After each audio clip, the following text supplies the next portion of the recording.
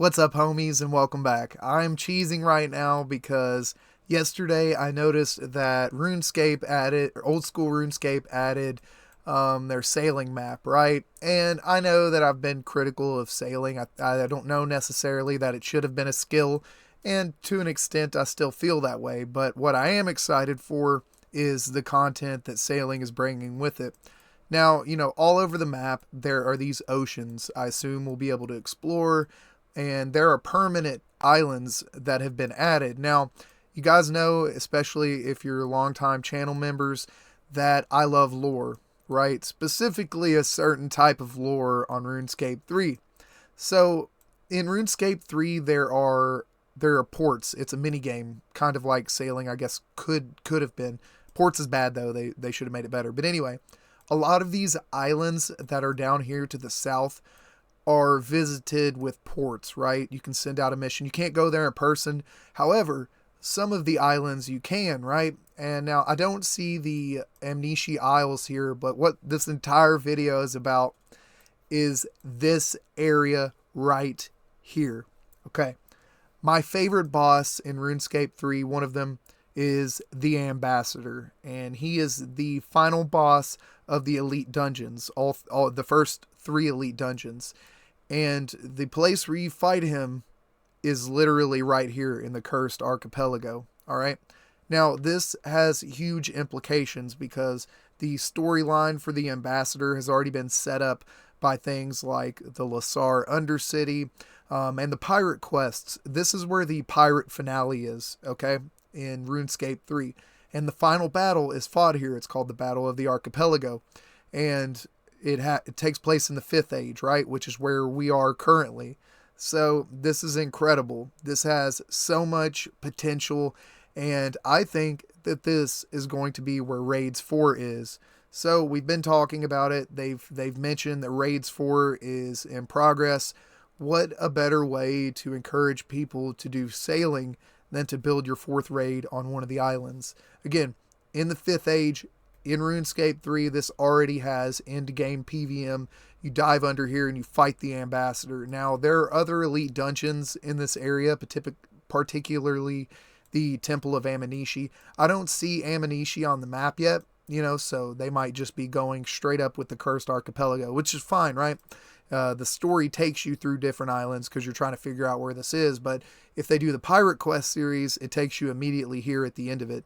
And you fight the Ambassador as part of the quest finale. Well, you fight a Black Hand as part of the quest finale. But this has huge implications. Now, there has been some bosses added to the collection log here. I saw that there was like a Griffin who was added. Kind of looks like he doesn't drop very much. Maybe some consumables and like a tier 65 or 70 sword. Let me see if I can find it. Okay, so this here is the Shellbane Griffin. So I believe that'll be the pet. This will probably be the item. Doesn't really give me an examine. And then I assume this will be some sort of consumable for whatever reason. So very exciting already. My opinion is that the Cursed Archipelago raid will probably be, in the middle of next year. They mentioned that they're going to have a few big patches with sailing, right? What a great way to kick off the skill or to continue the skill, the hype around it in the middle of next year by adding the Elite Dungeons as a raid.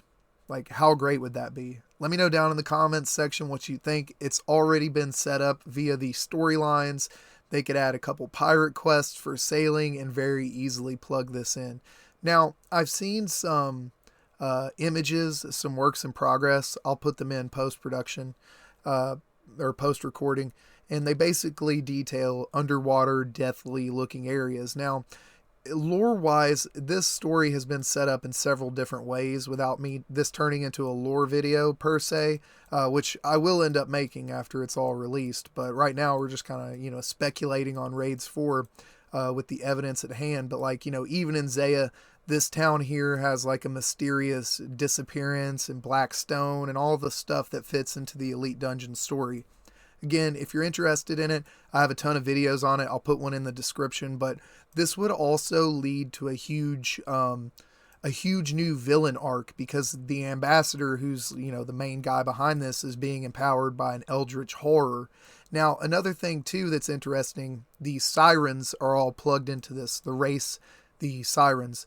And the nightmare here in Sleep, which you can see is very close, right, is very centered around all the Shadow Realm themes. And I definitely think we're about to get a really cool storyline featuring all of this stuff.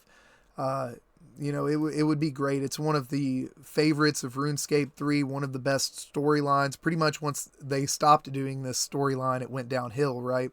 But it's beloved on RuneScape 3. It's all tied into dungeoneering, so who knows? Maybe that'll end up coming into the game at some point. By the way, let me know what you guys think about dungeoneering. I personally would enjoy it, but only... I mean, if they made it a skill, okay, but it would probably just be like, a good activity slash mini game. But yeah, let me know what you guys think. I know that a lot of you play both games, so you have some context to what I'm talking about and know how crazy awesome that the Cursed Archipelago is in the game.